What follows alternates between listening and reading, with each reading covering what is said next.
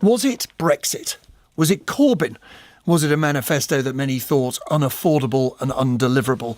That argument about what and who is to blame for Labour's worst defeat in more than 80 years holds the key to who the party may choose as its next leader. One leading Labour figure has compared it to a volcano of molten anger. It is clear who will carry the Corbynite torch into the race. To replace Jeremy Corbyn, it'll be Rebecca Long-Bailey. Earlier, Yvette Cooper said she was considering running. Today, Sir Keir Starmer, the shadow Brexit secretary, sets out his stall, and he's with us in the studio. Morning. Good morning, Nick. Jeremy Corbyn has been absolutely plain. I believe this election, he says, was ultimately about Brexit. Right or wrong? Well, what we're getting, Nick, is the raw emotion of the Labour Party coming out. People are devastated by the result because it is devastating. It's devastating for MPs that were there and haven't returned, really good people, devastating for candidates who should have made it, but devastating for millions of people who desperately needed change and are not going to get it. So these emotions are coming out. I think we need to reflect. I mean, there are people say, well, it's the media. The media was hostile, but it's been hostile in the past and it'll probably be hostile in the future. So we can't rest there. Brexit did, of course, come up on the doorstep. What really came up was this slogan, get Brexit done. And we didn't knock it back. We didn't knock it down and neutralise it hard enough because it clearly wasn't going to happen. We put too much in the manifesto. You couldn't see the wood for the trees. There was really good stuff in there. And we carried, I think, too much baggage into the election, and anti-Semitism is an example of that because it was about values and about competence. OK, let's take those in turn, if we may. Let's start with Brexit. You say the problem was not countering Boris Johnson on Get Brexit Done. Jeremy Corbyn doesn't. He and his supporters behind the scenes say it was your fault. They say you and Emily Thornberry and other Remainers down south and in London changed the party's policy, embraced a referendum, said that you wanted the party to campaign for Remain and turned your back, to use the words of Ian Lavery, the party chairman. You ignored democracy. Nick, what resonated on the doors was this phrase, get Brexit done. And we did not knock that flat, and we should have done. And I would have liked the chance to have knocked it flat, because that was what was cutting through. People thought, well, if I vote Conservative, I'm getting it done. But just to take on... Why didn't you get the chance, just to be clear? Well, the strategists decided that it would be far better if, as it were, Leave voices were out there. That's fine. I didn't complain then. I'm not complaining now. Just to decode, you were told you're not wanted. We don't want you in the news conferences. We don't want you on the media. Nick, what I'm saying is we did not knock down that phrase, get Brexit done. But let me take on the challenge you've put to me, because our position was that we tried for a deal for 2 years. In Parliament. I don't know how many times I put up amendments about the customs union single market, came here to argue with you about it. So it's not that the Labour Party didn't try for a deal. We also fought off no deal. And we were right to do that. And I think we were right to adopt the position we did in our manifesto. And frankly, to have said in our manifesto, we will go along with a bad deal to get Brexit done, I think would have been wrong in principle. But they say, look, you were sending a signal to voters, particularly, though not exclusively in the north of England.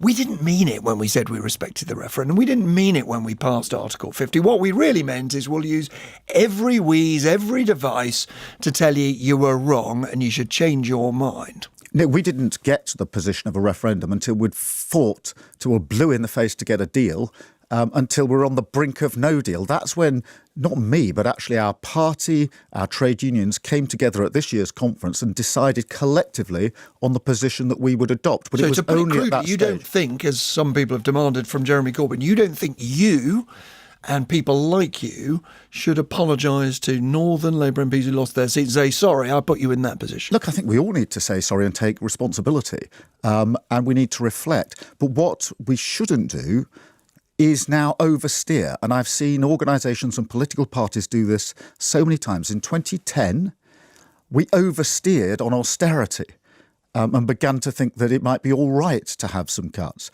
In 2015, we oversteered on welfare. What we mustn't do now is for a third time oversteer, make this simplistic and go back to some foregone era. Just to spell out what you mean by oversteering, you think there's a danger of overreacting in what way? What Jeremy Corbyn brought to the Labour Party in 2015 was a change in emphasis that was really important, a radicalism that matters and the rejection of anti-austerity. And we need to build on that rather than simply say, well, let's now oversteer and go back to some bygone age. We need to build on that radical. When Tony Blair says, forgive me, today in a speech, and let's remember, he's the only leader who's won an election for your party. Do you know in how many years? I do. 45 years Yes. Since you won an election under a different leader. And he says it is wrong. That what you need to do is to blame sectarian ultra-left politics. You sound like you're saying, let's have Corbynism without Corbyn. No, I'm not saying that, Nick. What I'm saying is that the desperate needs of millions of people for change, people in poverty, people who are homeless, the moral case for change is still there, just as it was last Thursday. And it's only going to be met by a radical Labour government. The case for a radical government has never been stronger. You're not saying, as Mr Corbyn does, we won the argument, are you? I am saying that the shift to a more radical position in 2015 and that rejection of austerity was really important. What I don't want is for us to overreact by saying, well, let's go back to something. It's exactly it's the mistake we made in 2010 was to say, well, because of the crash, we must now oversteer and accept austerity. Then in 2015, because we've lost the election, we must embrace the Cameron welfare changes. What we mustn't do now is say, because we've lost in 2019, that move to an anti-austerity party has got to be rejected, and we go back to some other political place that we were in the past. Aha, I can hear John McDonnell and Len McCluskey saying to their breakfast cereal this morning, Keir Starmer is the anti-Corbynite candidate, is spotted that the Momentum members of the Labour Party aren't going to have a North London Remainer with a knighthood. So what he's trying to do is sound a bit more left-wing. Look, Nick, everybody who's listened to me in the last 3 or 4 years knows exactly what I think.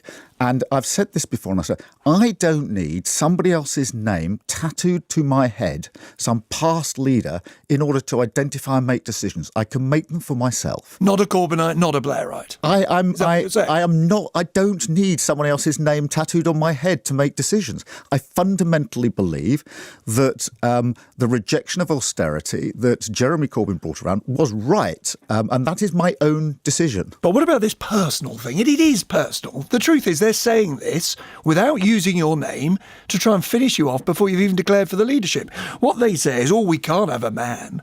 We can't have someone from North London. We can't have a Remainer. We can't have someone with a knighthood. What they're basically saying is we can't have Keir Starmer. Why are they wrong? Let me answer all of those. There will be very good women candidates in the race, and the members will decide, having looked at what we are all putting on the table, what we bring to the table and what our answers are for the future. Of course, we need to listen to all of our voters and our representatives in the north of England, but the leader of the Labour Party has to be able to speak to and for everybody in England, everybody in Scotland, everybody in Wales and everybody in Northern Ireland.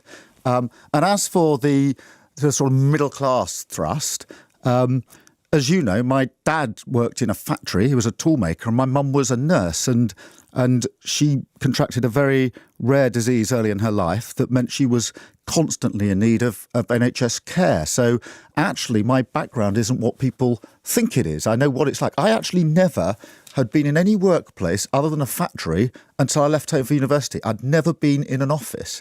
So the idea that somehow I personally don't know what it's like for people across the country in all sorts of different circumstances is just not borne out. So the idea that you need the right accent, you've got to sound like you're from the north, is one you're rejecting.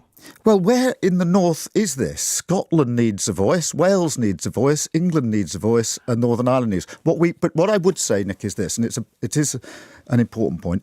We have got a mountain to climb, and it is not going to be climbed without a very strong team of people coming together in a way that drives out the factionalism in our party and allows us it restores the trust in our party to be a progressive force for change. Let me tell you what I think some people in the Labour Party are thinking as they listen to you. They're thinking, here is a decent, a clever, a likeable man, but isn't he a bit too bloodless, a bit too lawyerly, a bit lacking in the passion that will be needed to reverse the worst defeat in 80 years? Nick, the passion I have for this moral fight against injustice is something I've carried all my life. As a lawyer, that's the one thing that defines my career, a passion for fighting injustice. In this case now, the injustice of poverty and inequality. And I'm very passionate about that. That is what's driving me forward. It's what's driven me so far and certainly will drive me into the future. And just so we can decode the code, you're running. Sorry? You want to be leader. We don't have to do all this. Seriously considering. I'm seriously considering. I am seriously considering. Obviously, a lot of people have come to me to ask me to put my name forward, but I want to talk to colleagues, and that's what I'm doing. So, Keir Starmer, thanks for joining us. Thank you. It's 8:20.